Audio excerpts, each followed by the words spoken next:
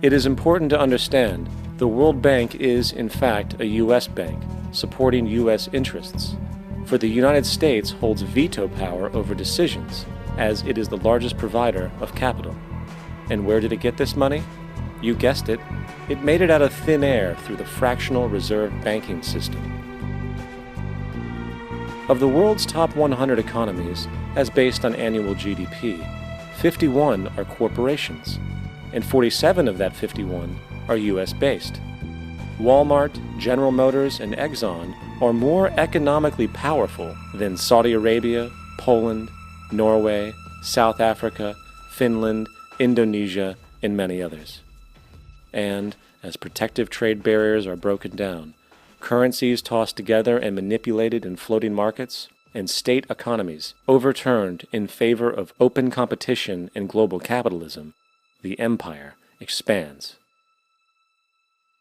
You get up on your little 21-inch screen and howl about America and democracy. There is no America. There is no democracy. There is only IBM and ITT and AT&T and DuPont, Dow, Union Carbide, and Exxon.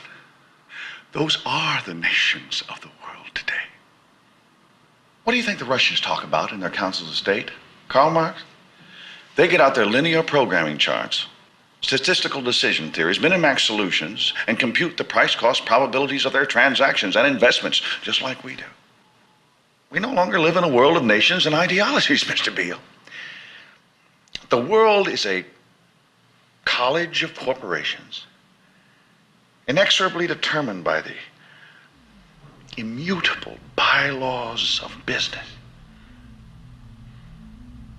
The world is a business, Mr. Beale.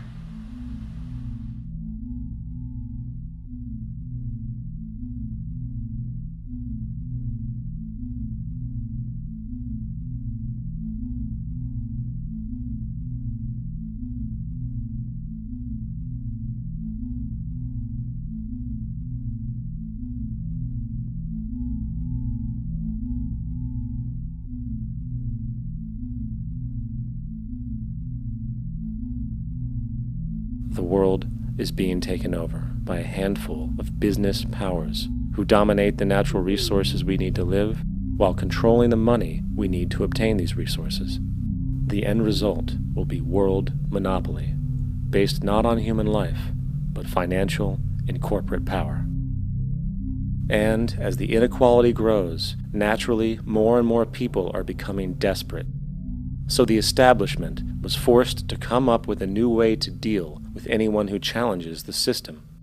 So they gave birth to the terrorist.